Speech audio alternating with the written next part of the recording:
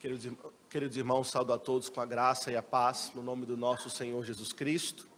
Amém.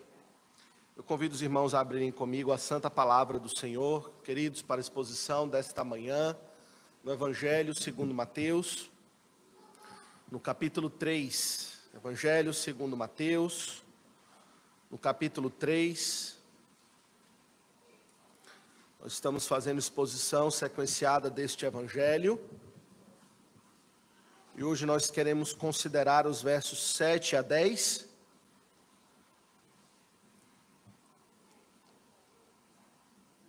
Porém, vamos ler do início do capítulo.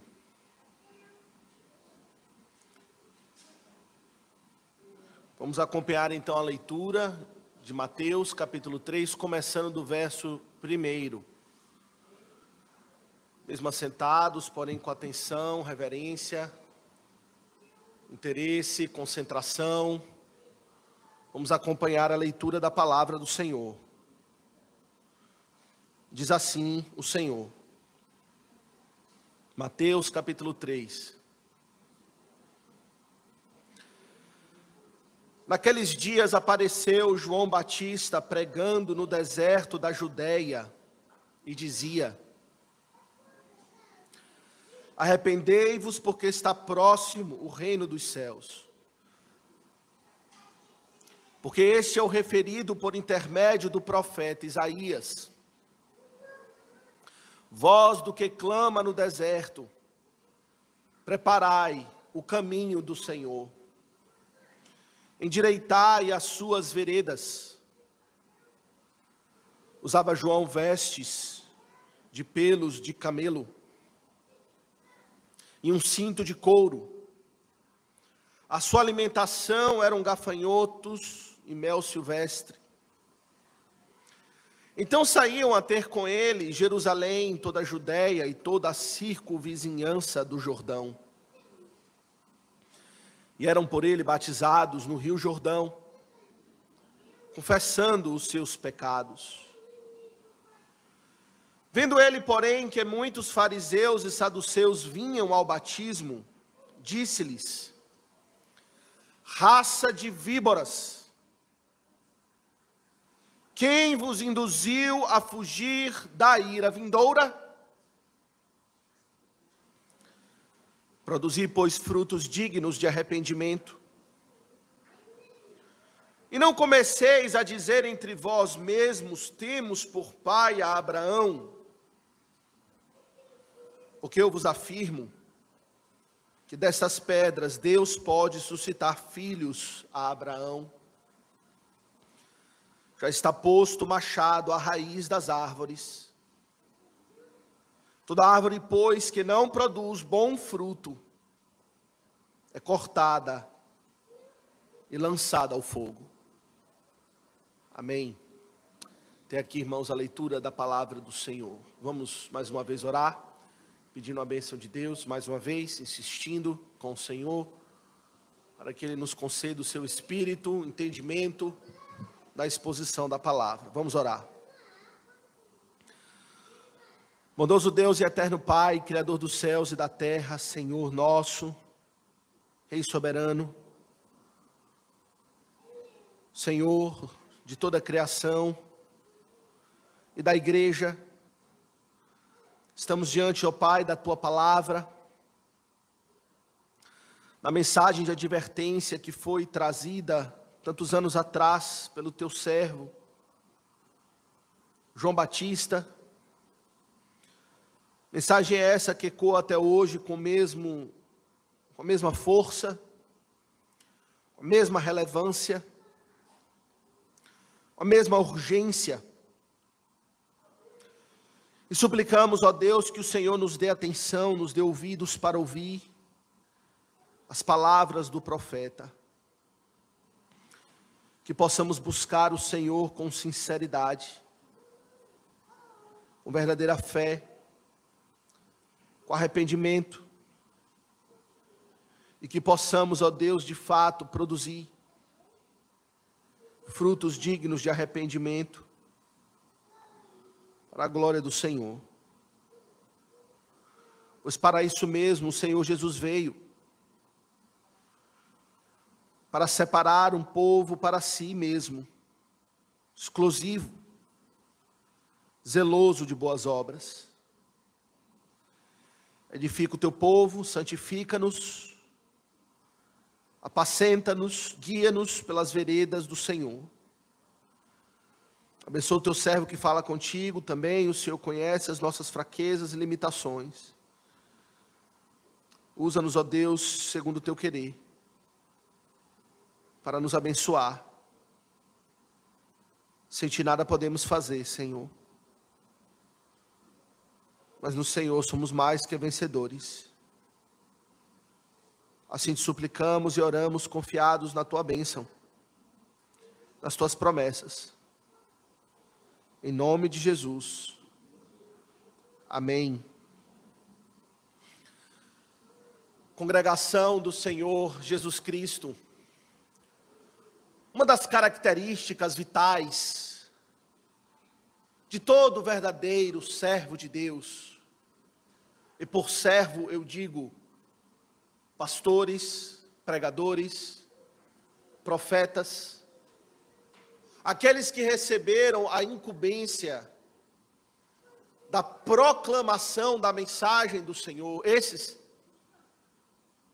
uma das características vitais para que ele possa cumprir cabalmente o seu chamado é a coragem. A coragem espiritual, não a coragem natural daquele que se aventura em situações perigosas, não. A coragem sobrenatural dada pelo Espírito Santo para proclamar a mensagem de Deus. É bem verdade que a mensagem do Senhor, ela é, em muitos aspectos, consoladora, sobretudo. Ela traz alegria, ela traz esperança, ela traz ânimo, mas ao mesmo tempo, ela é uma mensagem ofensiva na sua essência. A mensagem trazida pelo servo de Deus, ela é ofensiva por uma razão simples. Porque ela lida com o pecado humano. Essa é a mensagem que vai expor a condição interna do coração do homem de pecador. E ela é ofensiva, sobretudo, não porque irá tratar da condição de pecador de todo homem, não em termos genéricos, em termos vagos, impessoais, abstratos, distantes da nossa realidade, porque nesse sentido não há ofensa nenhuma, não há ofensa nenhuma em dizermos somos pecadores. Todos nós nos reconhecemos com facilidade nesta categoria, pecadores.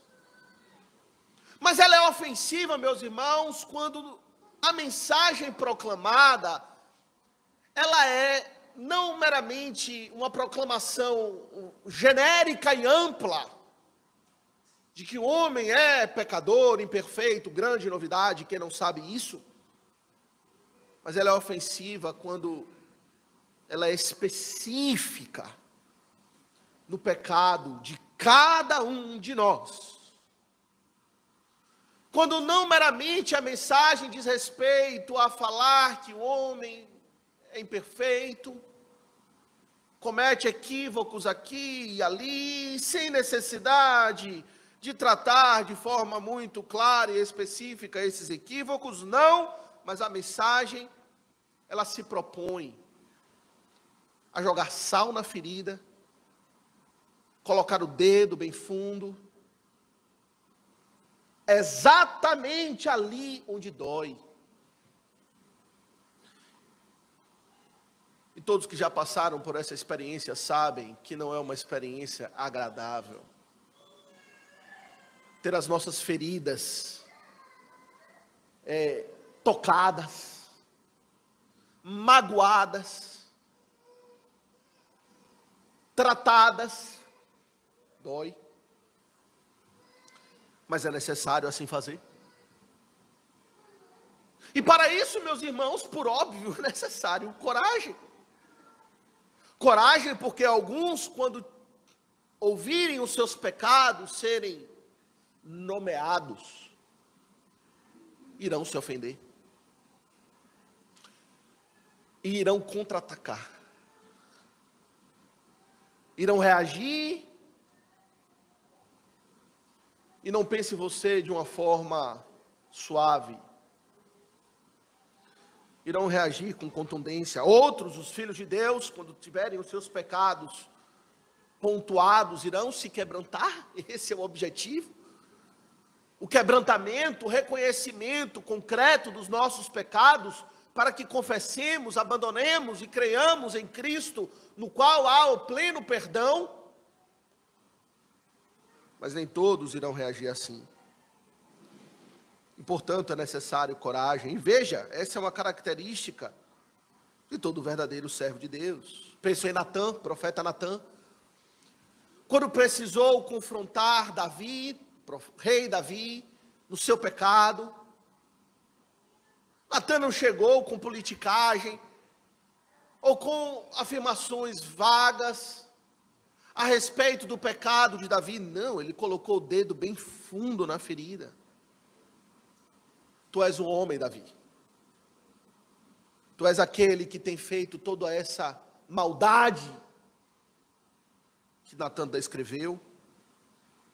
Amós, um profeta do Senhor, que denunciou de forma muito contundente os pecados da elite de Judá, inclusive dos seus próprios colegas profetas, no caso, falsos profetas, em que ele precisou ser chamado da parte de Deus para falar isso e colocar o dedo na ferida. Pensa em Paulo, confrontando até mesmo Pedro, servo do Senhor, mas que precisou ser resistido, segundo o relato bíblico, face a face, pois se tornou irrepreensível, repreensível, digo.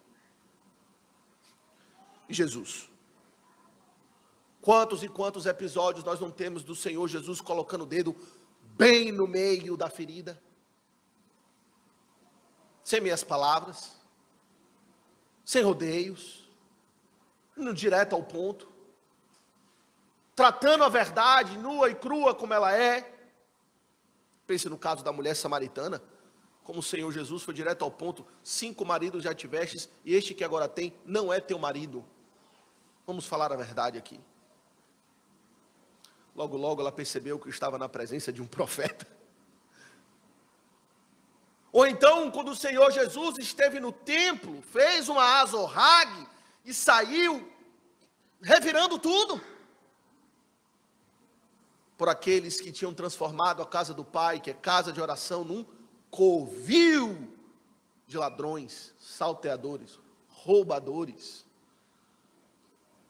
Preciso coragem para fazer assim. E João Batista, meus irmãos, não foge à regra. João Batista é um homem dotado pelo Espírito Santo de coragem para falar a verdade como ela precisa ser dita. Meus irmãos, ele literalmente perdeu a cabeça por isso. Ele literalmente foi decapitado, decepada a sua cabeça, trazida numa bandeja. Literalmente. Porque ele falou do pecado de Herodes. Não em termos vagos. Herodes, você é um pecador, precisa se arrepender. Não. Mas dizendo: você está possuindo uma mulher que não é sua, o qual você não tem direito. Isso levou, eventualmente, à sua morte. E na passagem que temos diante de nós, meus irmãos, essa característica salta aos olhos. No meio do início do ministério de João Batista, temos já acompanhado algumas mensagens desse ministério. João Batista anunciando a chegada do reino de Deus no deserto da Judéia, nós vimos que o deserto estava florescendo, frutificando pela ação sobrenatural do Espírito Santo de Deus. Homens e mulheres de toda parte, toda a circunvizinhança da Judéia estavam vindo até ele, ouvindo a sua mensagem, que aparentemente, não conhecemos os corações, mas aparentemente, dando ouvidos à mensagem, confessando os seus pecados, sendo batizados por João. Um avivamento estava acontecendo naquele lugar, Deus agindo por meio do seu servo, e homens estavam se preparando para se encontrar com o Rei Jesus. Mas, meus irmãos, como é de costume, sempre nessa vida, que surgem as flores, surgem também os espinhos. E no meio daquela multidão, quem aparece? Quem aparece pela primeira vez nos evangelhos, e que se tornarão figuras conhecidas e repetidas ao longo de toda a história do evangelho? A elite religiosa daquele tempo, que ficaram conhecidos depois como os maiores opositores, não apenas de João Batista, mas sobretudo do Senhor Jesus. Os fariseus e os saduceus apareceram ali, podemos imaginar, na pompa, na postura arrogante, nariz em pé, superior, como era próprio deles. E de que maneira João Batista então os recebe? Meus irmãos, João Batista os recebe com coragem. E trata aqueles homens da maneira que eles deveriam ser tratados. Não da maneira que eles esperavam ser tratados, ou queriam ser tratados, mas da maneira que Deus trata com os homens. Com a mais pura sinceridade. E ele os chama de raça de víboras, quem vos induziu a fugir da ira vindoura. E assim, meus irmãos, queremos considerar essa passagem sobre esse tema, quando a religião é confrontada pela própria religião. Temos aqui um choque, não é? Um confronto, não é? Entre uma liderança constituída, a religião, porém falsa, versus um verdadeiro profeta do Senhor, representante da verdadeira religião, uma se opondo à outra, uma marcado por hipocrisia, politicagem, e o outro marcado pela coragem, apego à verdade e sinceridade da parte de Deus. Quando a religião se opõe à religião. Porém, meus irmãos, antes de considerarmos propriamente aquilo que João Batista disse a eles, precisamos falar um pouco a respeito desses dois grupos, não é? É a primeira vez que eles aparecem na nossa exposição dos evangelhos, irão aparecer várias vezes, já são conhecidos de nós, mas é preciso relembrar quem eram esses, os fariseus e os saduceus, que lemos aqui no verso 7, vendo ele, porém, que muitos fariseus e saduceus vinham ao batismo, disse-lhes, então, quem eram os fariseus e os saduceus? O que eles estavam fazendo ali? E por que João Batista deu a eles o tratamento que deu? Meus irmãos, os fariseus, em primeiro lugar, eles eram um pequeno grupo dentre os judeus daquela época, marcados por grande zelo, pelo menos externo, grande cuidado para com a lei de Deus. Eram homens que demonstravam e falavam a respeito do temor a Deus, As coisas de Deus eram por eles tratadas com o máximo de cuidado, a máxima reverência, máximo zelo que se poderia dar. Eles eram os, podemos dizer, teólogos. Fariseus quer dizer literalmente os separados. E assim eles se consideravam os separados, os distintos. Tinham a sua vida dedicada ao estudo da lei, ao estudo da Torá, do Antigo Testamento, procurando compreender exatamente o que Deus requer do homem, o que Deus requer deles, para que então eles fizessem aquilo que o Senhor requer. E eram tão zelosos com a lei de Deus, que eles mesmos trabalhavam num processo de construção daquilo que ficou conhecido como a tradição dos anciãos, que acrescentado à palavra de Deus havia um sem fim número de regras, outras, não estabelecidas pelo próprio Deus, mas estabelecidas por eles, a fim de que, eles assim pensavam, se observassem essas outras regras humanas, Jesus irá tratar disso mais adiante no Evangelho, eles estariam ainda mais seguros de que estão sim dentro da vontade de Deus. Homens zelosos. Por outro lado, nós temos aqui um outro grupo, que não aparece com a mesma frequência nos evangelhos que os fariseus, mas aparecem sim, são também importantes, são os saduceus. Vendo ele, porém, que muitos fariseus e saduceus vinham ao batismo. Meus irmãos, os saduceus, eles também compunham um outro grupo, uma outra facção religiosa dentro do judaísmo, mas que em muitos aspectos era o oposto dos fariseus. Na sua grande maioria, os saduceus eram aqueles que dominavam o templo. Eram sacerdotes. Os fariseus não eram sacerdotes, os saduceus eram sacerdotes, sumos sacerdotes, que conduziam toda a cerimônia, o culto, os sacrifícios. Eram homens ricos, na sua grande maioria, controlando o templo, acabavam abusando disso, eram homens de poder, não apenas monetário, mas também poder político. E não apenas poder político, mas uma característica política.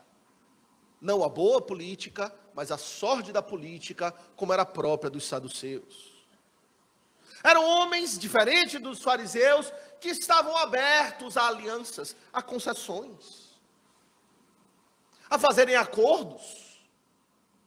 Pois o que eles mais se preocupavam, diferente dos fariseus, que era a guarda da Torá, era a manutenção do status quo do seu poder.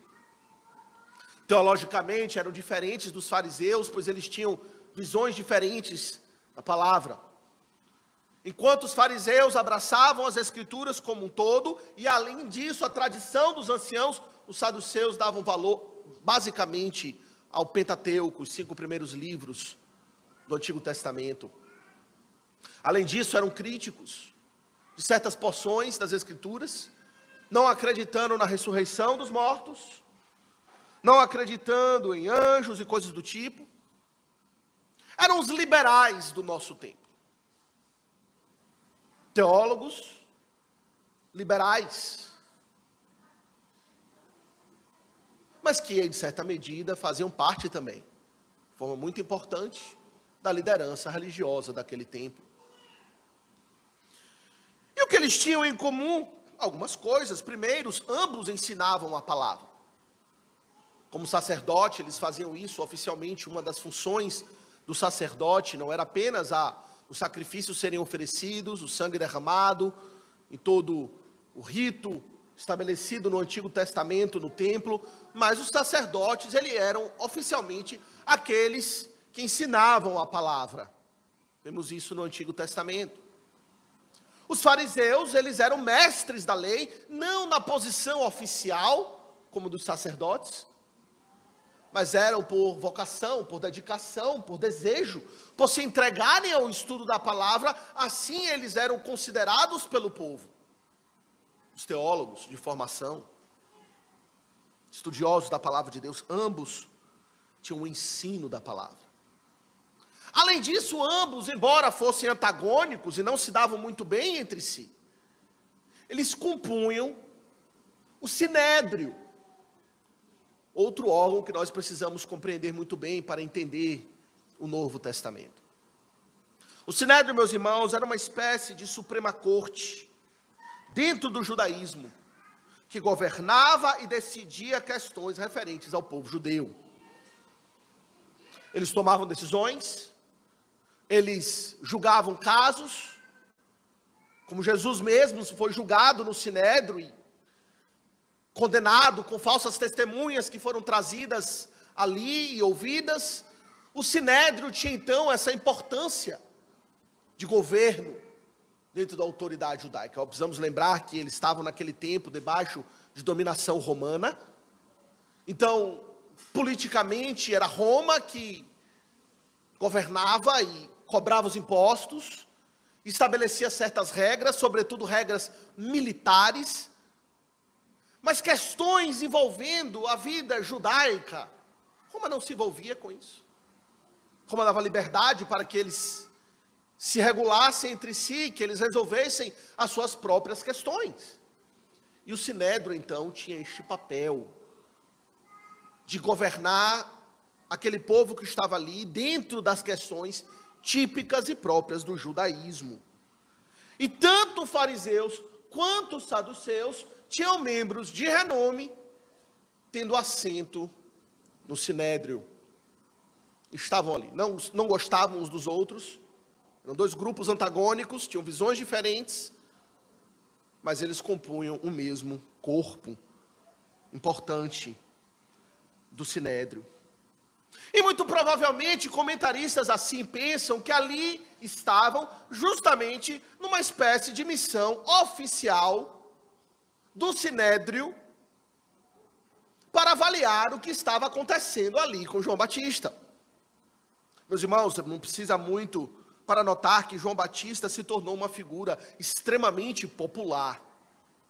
Apesar de ser uma figura pitoresca, um pouco estranha, pela ação sobrenatural de Deus por meio dele, pessoas vieram, ouviam João Batista. João Batista, ele não era um dos mestres da lei, ele não era um rabi oficial, ele não era um fariseu, ele não era um saduceu, mas ele estava ali, arrebanhando pessoas, as multidões de pessoas estavam ali vindo, ouvindo, e obviamente que isso provoca alguma reação das autoridades oficiais.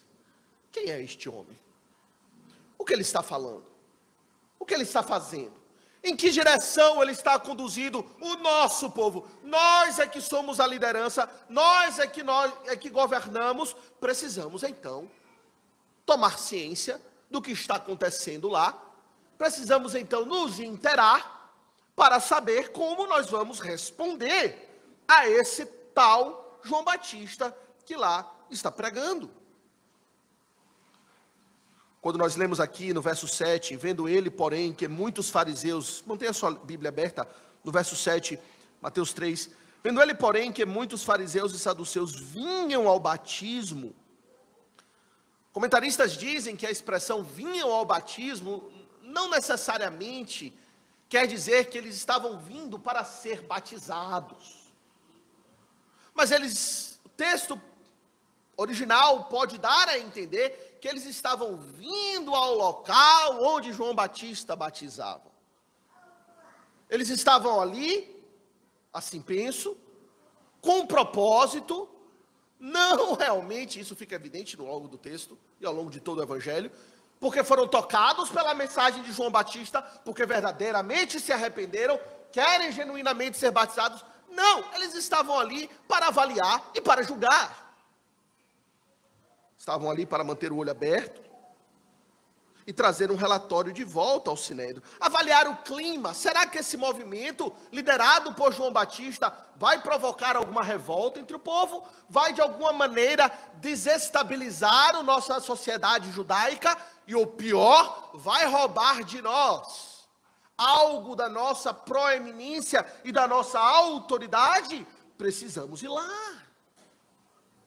O Sinédrio, então, forma, podemos imaginar e pensar, um comitê para estudar a extensão do dano do ministério radical de João Batista no seio do judaísmo.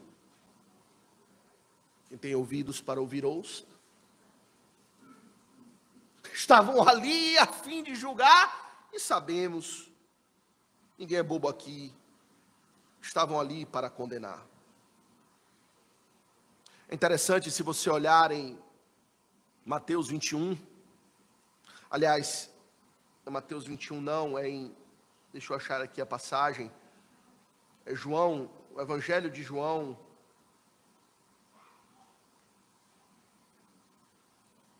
eu não tenho aqui agora a referência, em João 3, a gente vê uma ocasião onde isso está muito claro, onde uma comissão vem até João Batista, numa outra circunstância, e pergunta a ele, quem és tu? E ele diz, não sou o Cristo.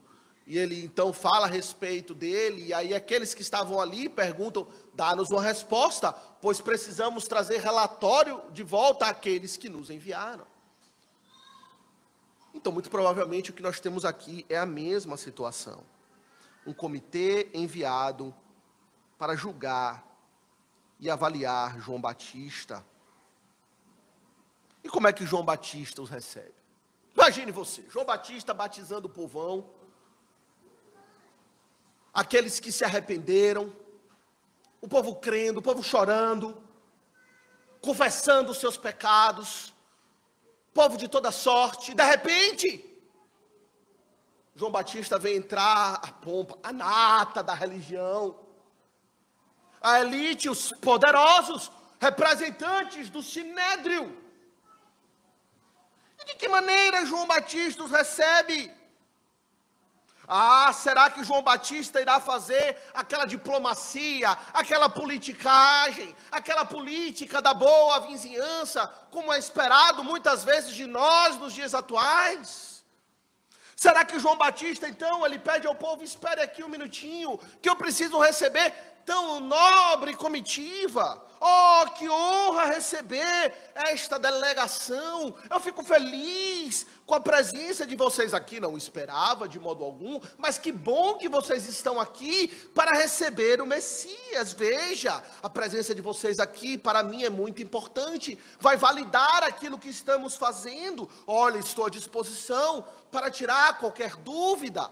Olha, veja, nós não somos uma ameaça, não, estamos do mesmo lado, não se importe não com isso. Obrigado por estarem aqui. Não, nada disso não é. João Batista, como homem de coragem, ele não se dá às politicagens humanas. Ele não está disposto a fazer acordos, nem a comprometer e distorcer algo da mensagem a fim de ser aceita, de não provocar ofensa. Ele fala a verdade com coragem. E queremos então concentrar nessa manhã naquilo que ele fala para eles. Observe que a primeira coisa que ele fala é que ele denuncia a condição espiritual da liderança religiosa constituída. No verso 7. Raça de víboras, quem vos induziu a fugir da ira vindoura? Ele não recebe-os com pompa, ele os recebe denunciando a condição espiritual daqueles homens, e de uma forma não genérica, de uma forma não vaga, que não causa ofensa a ninguém, mas ele põe o dedo na ferida. Ora, meus irmãos, como falei há pouco, o que é que os fariseus e os saduceus tinham em comum? Eles eram os mestres da lei, eles eram aqueles que ensinavam, cada um com sua linha teológica. Os saduceus mais céticos, mais pragmáticos, os fariseus mais místicos e piedosos, mas ambos tinham a posição perante o povo daqueles que ensinavam. E como é que então João Batista o chama? Raça de víboras. Em outras palavras, aqui estão aqueles cujas palavras estão envenenadas. Esse é o sentido da figura. Víbora. Na Bíblia, de modo geral, essa figura traz a ideia daquele que as palavras são enganadoras. As palavras parecem algo sedutor, parecem algo bom, parecem positivo, mas na verdade esconde dentro delas veneno mortal. Assim foi com a serpente no Éden, que com a sua linguagem aparentemente atrativa, valorizando o homem em detrimento a Deus, colocando o homem, afagando o ego humano de Adão e Eva, e colocando em dúvidas a palavra de Deus, seduziu e derrubou a raça humana com suas mentiras enganadoras. Romanos 3, o apóstolo Paulo fala a respeito dos judeus, e ele usa essa linguagem. Olha o que ele diz em Romanos 3, a partir do verso 13, ele diz o seguinte: a garganta deles, certamente aqui pensando em fariseus e saduceus também, a garganta deles é sepulcro aberto, com a língua urdem engano, veneno de víbora está nos seus lábios, a boca eles a têm cheia de maldição e de amargura. Veja o Salmo 5, verso 8, a mesma ideia. Salmo 5, verso 8, nós lemos: Senhor, guia-me na tua justiça, por causa dos meus adversários, endireita diante de mim o teu caminho, pois não tem ele sinceridade nos seus lábios. O seu íntimo é todo crimes, a sua garganta é sepulcro aberto, e com a língua lisonjeiam. João coloca o dedo na ferida, não é? Daqueles homens que se orgulhavam de terem a posição de mestres. E João diz: não, vocês não são mestres, vocês trazem na verdade veneno mortal nos seus lábios. É como, meus irmãos, se João Batista pegasse um homem que se vangloria de ser uma pessoa íntegra com respeito aos seus negócios e dizer: você é um sonegador de impostos, roubador. Ou pegasse uma mulher que se mostra publicamente como casta e toda cheia de postura, e ele dissesse: na verdade você é uma prostituta. Pegasse aquilo que o homem mais se vangloria e dissesse: você na verdade é o contrário disso. Ele coloca o dedo bem na ferida, para expor aquilo que eles realmente são. E eles, meus irmãos, na verdade são covardes. Olha a diferença deles para o apóstolo João. Abra aí em Mateus 21, agora sim, Mateus 21. A partir do verso 23. Em um dos embates do Senhor Jesus com os fariseus, lá eles discutem a respeito da autoridade que Cristo teria para fazer o que fazia e falar o que falava. Novamente, né? Eles pensavam: a autoridade é nossa, não sua. Nós somos a autoridade constituída para ensinar. Com que autoridade dizes essas coisas? E aí Jesus então pergunta para eles, em Mateus 21, a partir do verso 23 em diante, ele diz aqui, especificamente no verso 24, ele diz: eu não vou lhe dizer com que autoridade eu faço isso, se vocês não me responderem uma coisa. Me diga uma coisa primeiro, me fale a respeito do batismo de João Batista, que vocês foram lá visitar, que vocês ouviram, que vocês testemunharam. Era o batismo dos céus? Ou era dos homens? É interessante o pensamento deles aqui registrado. Eles disseram o seguinte: se dissermos que é do céu, Jesus vai responder: então por que não creste em João Batista, que disse que eu sou o rei e o filho de Deus? Então não podemos dizer que é do céu, até porque a gente não crê que é do céu. E aí eles pensaram: dissemos que é dos homens, que é o que a gente realmente pensa. Aí veja o que diz. É para temer o povo. Porque o povo crê que João Batista é profeta do Senhor. E aí covardes que eram, responderam o quê? Não sabemos. Não falaram a verdade do que pensavam para Jesus? Não sei. A gente acha que ele é dos homens, mas se falar a verdade, isso vai nos complicar. Se disser que é do céu, que é a resposta que vocês, Senhor Jesus, gostaria de ouvir, nós ficaremos numa encruzilhada lógica. Então, não sabemos. Mas João Batista sabe, vocês são raça de víboras. Não são dos céus, nem muito menos dos homens. Vocês são do inferno. É o que João Batista fala deles. Vocês servem a serpente enganadora. E ele acrescenta mais, para expor a condição espiritual daqueles homens. Quem vos induziu a fugir da ira vindoura? Em outras palavras, por que vocês nutrem na mente de vocês que vocês hão de escapar do inferno? Não há escapatória para vocês. Se continuarem assim, é claro. Estão caminhando a passos largos para o inferno. Em outras palavras, estão condenados. Pensam serem salvos, mas são filhos do inferno, servos de Satanás, da grande serpente. Estão longe do reino de Deus. É preciso coragem para falar isso. Uma liderança constituída. Mas o servo fiel não está preocupado em afagar ego humano nenhum, mas falar a verdade. E João Batista faz isso, não é? Ele fala a verdade, ele denuncia a condição espiritual dos fariseus e dos saduceus. Mas note, em segundo lugar, ele denuncia a hipocrisia deles.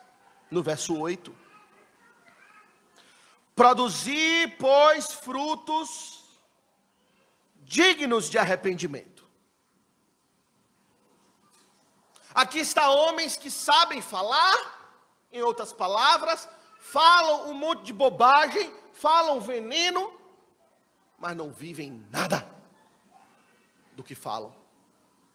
Ou como o Senhor Jesus vai dizer em outra passagem, atam fardos pesados sobre os homens, mas eles mesmos nem com um dedo querem carregar, não produz fruto nenhum de arrependimento.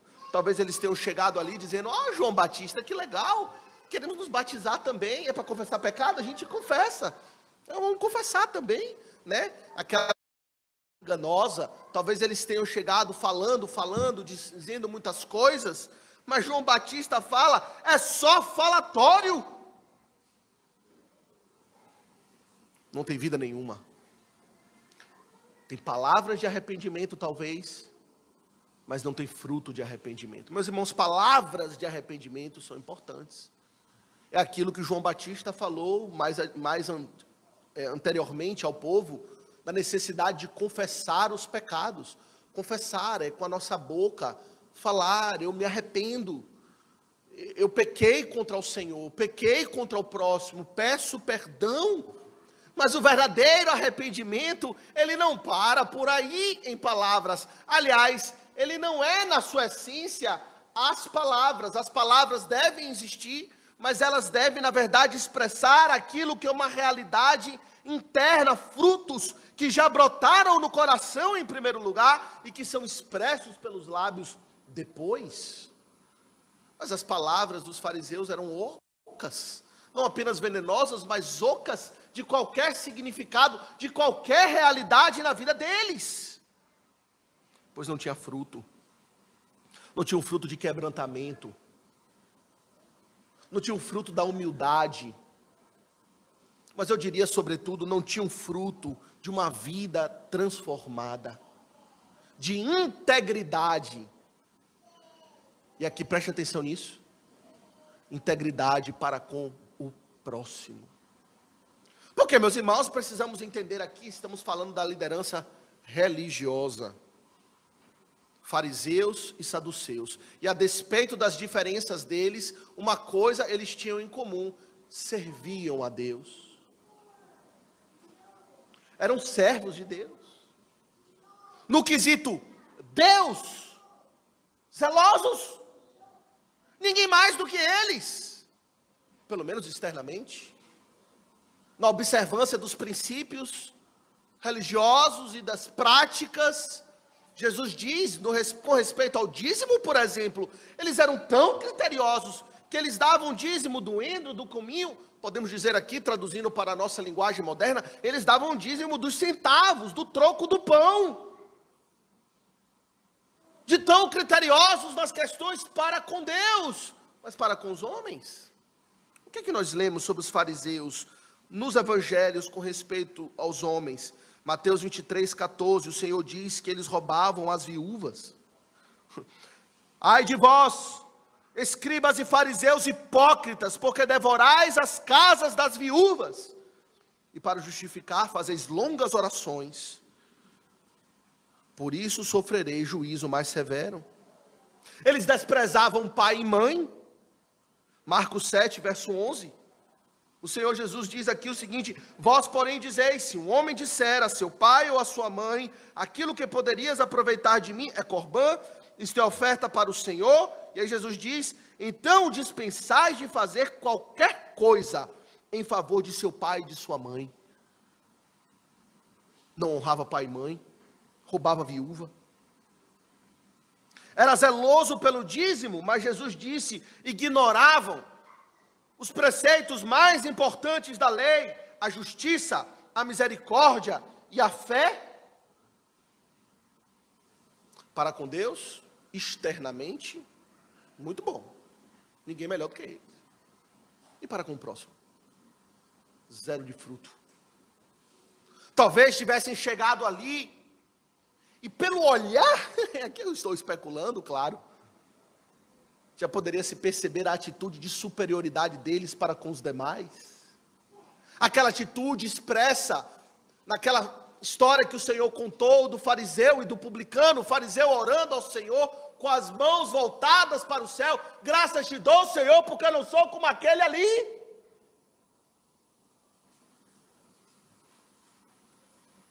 Talvez essa atitude estava ali, exalando naquela comitiva, que se julgava super importante, querendo tapete vermelho. João Batista diz: produzir frutos dignos de arrependimento. É interessante que esses frutos, o foco é a relação com o próximo. Isso fica evidente para nós no Evangelho de Lucas. Abra aí, na passagem correlata, dessa que nós temos em Mateus, em Lucas, no capítulo 3, nós temos o relato, esse relato semelhante aqui, que nós temos em Mateus, de João Batista batizando, pregando, e os fariseus ali também. Mas lá nós temos um detalhe interessante. A partir do verso 10 de Lucas 3, a multidão perguntando a João Batista a respeito dos frutos que devem produzir. E veja o que dizem aqui, o que nós lemos aqui, Lucas 3, a partir do verso 10. Então as multidões o interrogavam, a João Batista, dizendo: que havemos, pois, de fazer? Respondeu-lhes: quem tiver 2 túnicas, reparta com quem não tem. Quem tiver comida, faça o mesmo. Foram também publicanos para serem batizados. Olha, publicano, cobrador de imposto, ou raça ruim. Foram também os publicanos para serem batizados e perguntaram-lhe: mestre, que havemos de fazer? Respondeu-lhes: não cobreis mais do que o estipulado. Seja honesto. Verso 14. Também soldados lhe perguntaram: e nós, que faremos? Ele lhes disse: a ninguém maltrateis, não deis denúncia falsa, contentai-vos com o vosso soldo. Se olharmos essa passagem, quais são os frutos aqui de arrependimento? Generosidade, não é? Dividir a túnica, dividir a comida. Ele fala contra a ganância dos publicanos, não cobrar mais do que o estipulado. Eles acrescentavam ali o valor a mais que ia para o bolso deles na hora de cobrar o imposto. Ele não cobre mais do que o correto. Seja honesto. Ele fala da violência dos soldados. Não maltrate ninguém. Não use da violência, da força que você tem do Estado para maltratar as pessoas. Tenha compromisso com a verdade, não dê denúncia falsa. Ele fala do contentamento. Contentai-vos com o vosso soldo, não seja ganancioso. Frutos que falam a respeito do quê? Da nossa relação uns com os outros. E que certamente isso estava em evidência nos fariseus e nos saduceus. Para com Deus, tenho feito toda a lei. Para com o próximo, roubadores, ladrões, mentirosos. Irmão, meus irmãos, que isso se aplica a nós também. Precisamos entender que se não há da nossa parte mudança, a nossa relação para com o próximo, não houve conversão. Não houve arrependimento. Se continuamos egoístas, interesseiros, exploradores, grosseiros, injustos, e praticamos maldades contra o próximo, não há conversão. E é isso que João está dizendo para eles.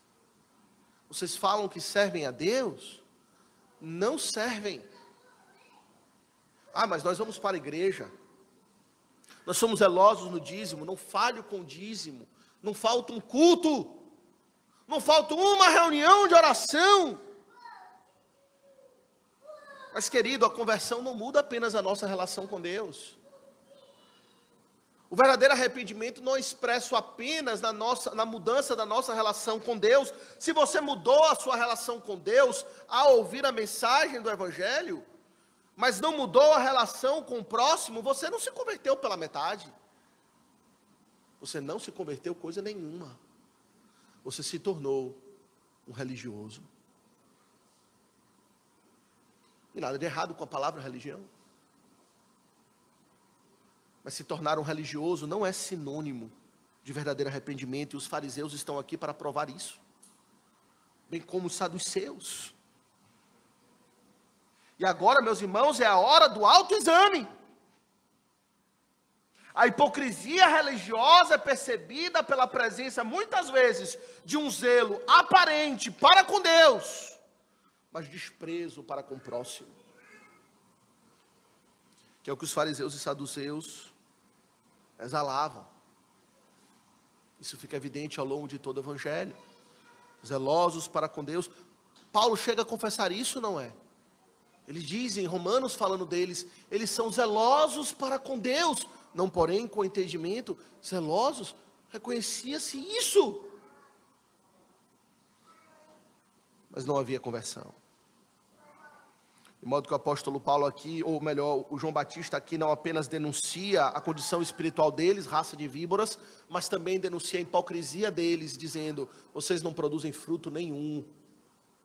Falam, e não tem nada para mostrar que glorifique ao Senhor de uma vida transformada. Mas mais do que isso, veja em terceiro lugar, são 4 pontos.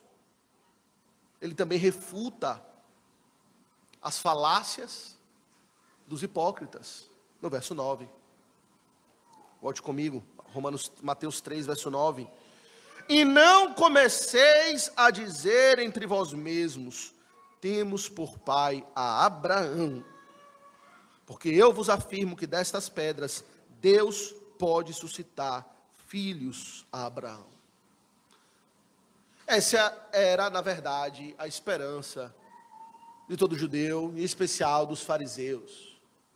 A segurança que tinham da salvação não diz respeito à fé e ao arrependimento que Deus operou neles com respeito aos seus pecados e com respeito ao Messias que haveria de vir.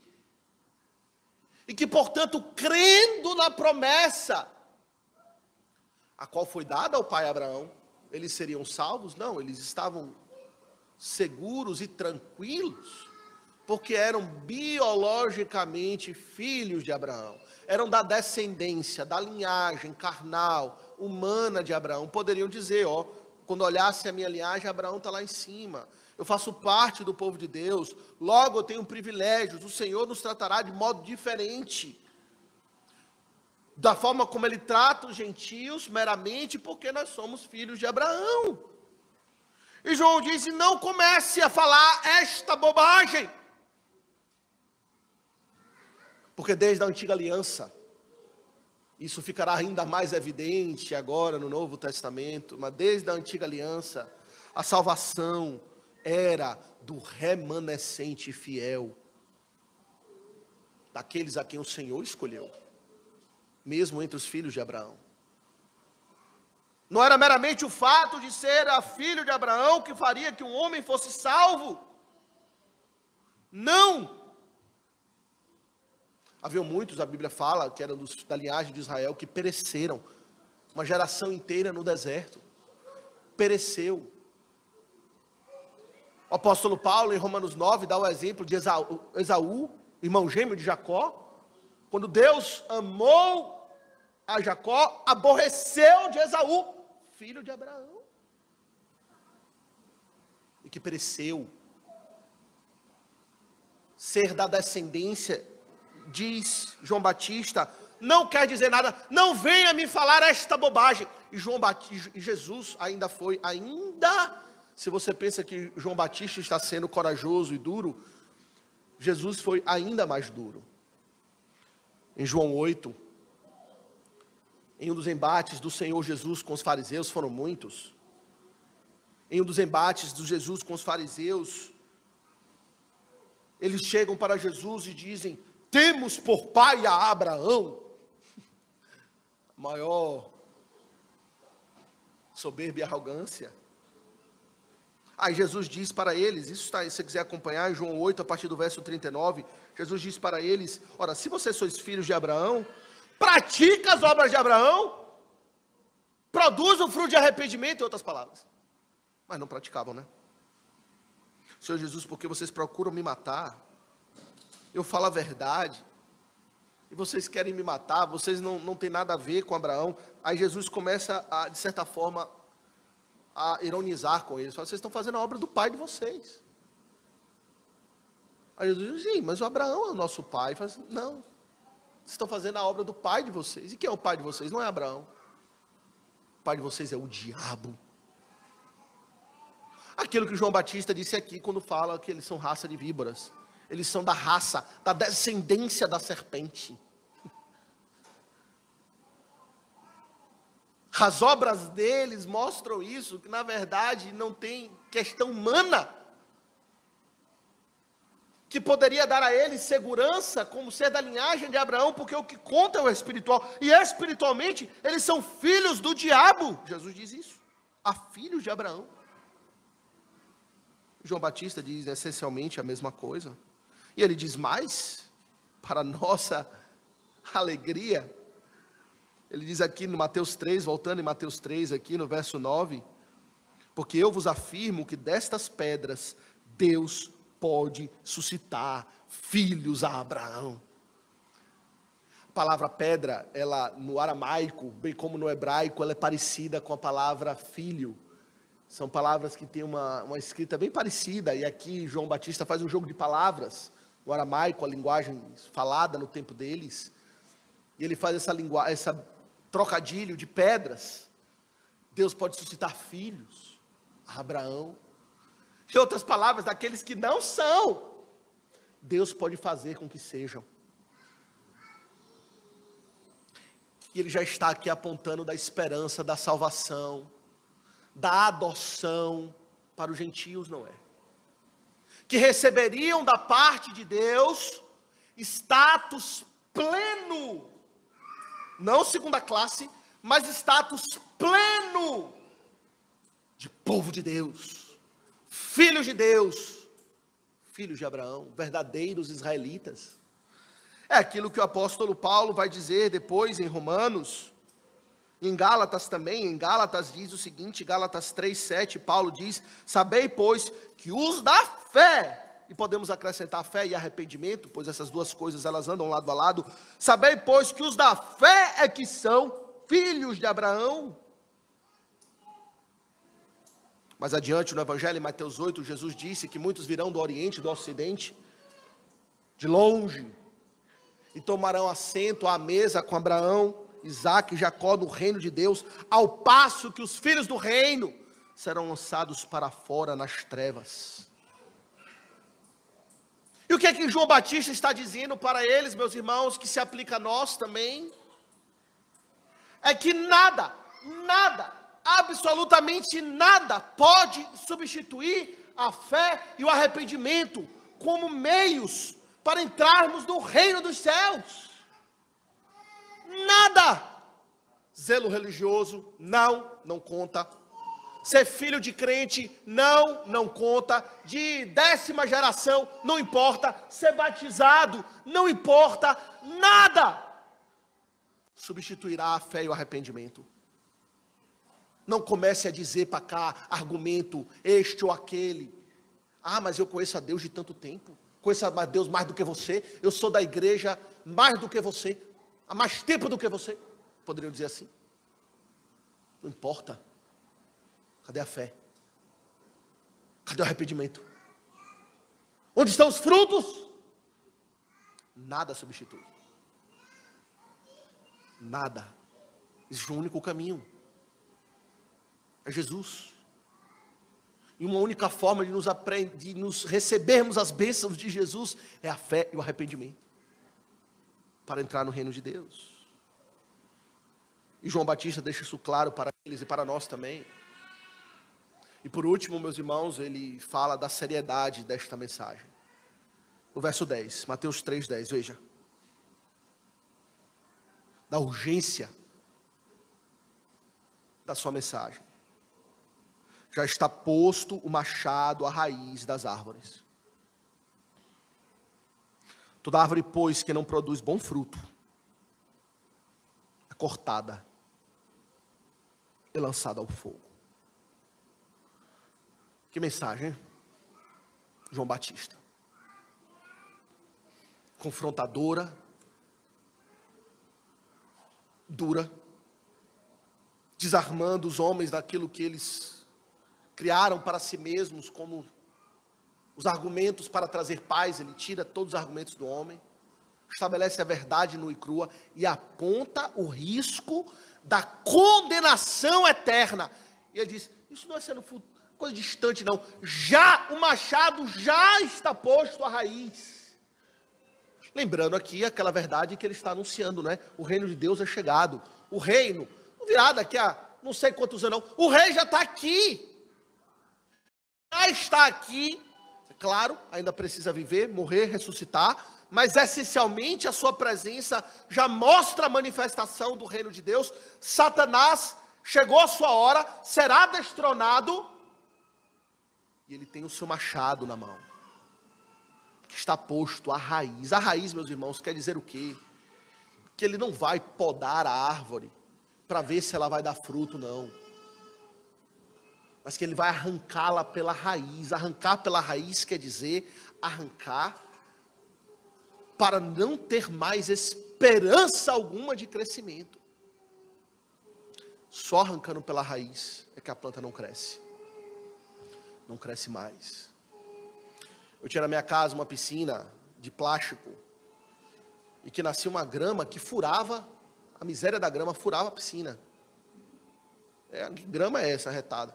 Furava a piscina. Aí eu cortei a grama, botei a piscina de novo, tentei.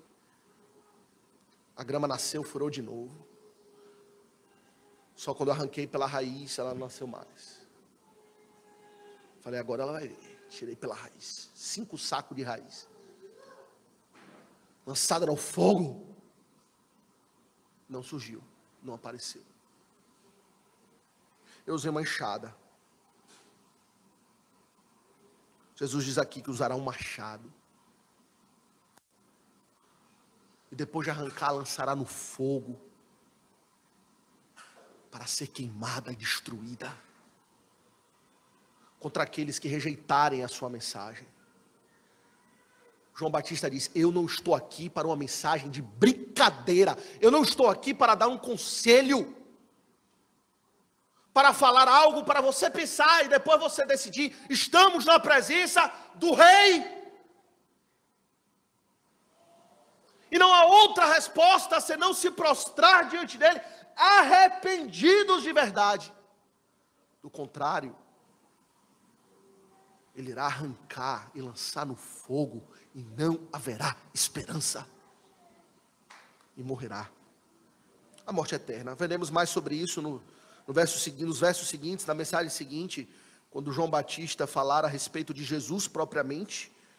Ele vai falar no verso 11: eu vos batizo com água para arrependimento, mas depois de mim virá aquele que é mais poderoso do que eu, que batizará com o Espírito Santo e com fogo, e que lançará os homens num fogo inextinguível. Veremos mais sobre isso semana que vem, mas aqui ele já fala da urgência e da seriedade do arrependimento. João Batista não está falando aqui, eu não estou trazendo uma mensagem para trazer pessoas para o meu lado. Fariseus, saduceus, não estamos aqui discutindo a respeito de discípulos, se serão seus ou nossos. Estamos falando de questões ligadas à vida eterna, à eternidade, questões espirituais. Se arrependa. Do contrário, o próprio Senhor Jesus, nos trará grande tormento. Meus irmãos, quantas lições, não é? Eu queria concluir trazendo algumas aplicações, algumas lições para nós aqui a respeito dessa passagem. Primeiro, veja, diante dessa passagem, tomando por verdade, sabemos que é verdade, que João Batista falou aquilo, não porque ele tinha algum temperamento explosivo, e ele falou isso, não, ele falou aquilo que o próprio Senhor Jesus disse depois, ele falou aquilo que Deus o levou a dizer. Podemos então concluir que Deus não está preocupado em magoar homens, nem ferir os sentimentos dos homens, mas ele traz a verdade como ela é. Certa feita, conversando com uma pessoa a respeito da fé e de Cristo, pessoa desviada, ela disse: olha, eu pensei em voltar, mas não pode ser forçado não, não deve ser forçado não, tem que ser suave, natural, eu penso assim, natural, nada obrigado, nada ordenado, mandado, assim, imposto. Machado na raiz da árvore, ameaçando cortar e lançar do fogo. Não, tem que ser atraído de uma forma suave. Senão você vai assustar as pessoas. Quem quer ouvir isso? Quem quer ouvir uma mensagem assim? Ninguém. Então você tem que ir pisando em ovos com as pessoas. Fala uma coisa assim, mas dá um elogio também, né? Abraça. Chamar de pecador, ainda mais dessa forma, raça de víbora, botar o dedo na ferida, falar que é blasfemo, que é idólatra, incrédulo, ímpio. Não vamos usar essas palavras. Não. Deus não está preocupado em magoar as pessoas. Quem foi magoado foi ele, ofendido pelos pecados dos homens, contra o seu Criador, que só faz o bem para com o homem. E agora ele traz a verdade. Interessante, Jesus diz o seguinte, João 7, verso 7, ele diz: o mundo, falando com seus discípulos, ele fala o seguinte: não pode o mundo odiar-vos, mas a mim me odeia. O mundo me odeia. Por quê? Jesus disse: porque eu dou testemunho a respeito de que as suas obras são más. Por que Jesus era odiado? Apesar dele só fazer o bem para as pessoas. Porque ele magoava as pessoas, falando do pecado das pessoas. Eu dou testemunho que as suas obras são más. Jesus não era pregador coach, não, que a gente tem hoje em dia, pregador coach. Você tem valor, você é uma pessoa maravilhosa, um potencial incrível. Não. Jesus disse: eu dou testemunho de que as suas obras são más. Segundo, veja como aplicação para nós a respeito da necessidade de ponderarmos sobre a ira de Deus contra o pecado e o pecador. das primeiras pregações que a gente tem no Novo Testamento, registradas para nós, a primeira, que anuncia o reino de Deus, fala do quê? Da ira do Senhor, do ódio do Senhor para com o pecado, em especial aqui, a hipocrisia, e do seu iminente juízo, que está para ser derramado no mundo, por conta da falta de arrependimento dos homens. E os homens não querem pensar sobre isso. Novamente, outra mensagem impopular que João Batista trouxe. E eu lhe digo, não ignore as duras realidades do juízo e da ira de Deus. Ele é misericordioso. Ele perdoará aqueles que se arrependerem. Aqueles que crerem no nome do seu Filho. Mas se não se arrepender, diz o salmista no Salmo 7, o Senhor já afiou a sua espada, o seu arco já está pronto, entesado, apontado na sua testa. Diz o Senhor, o salmista no Salmo 7, diz que ele sente indignação todos os dias, por conta dos homens. Pensamos, Deus é amor, e Ele é misericordioso, Ele é perdoador, mas Ele odeia o pecado. E a maior prova disso é a cruz do Calvário. Porque se Ele não odiasse o pecado, Ele não crucificaria o seu próprio Filho para prover perdão para nós. Ele varreria o problema para debaixo do tapete. Mas Ele odeia o pecado. Veja, por terceiro lugar, que Deus não vê como o homem vê. Aqui entram aqueles homens cheios de pompa, religiosos, zelosos, mais do que a grande maioria ali, cercado de publicano, de soldado, valente, maltrata as pessoas. Mas Deus não vê como o homem vê. Deus vê o coração. E não as aparências.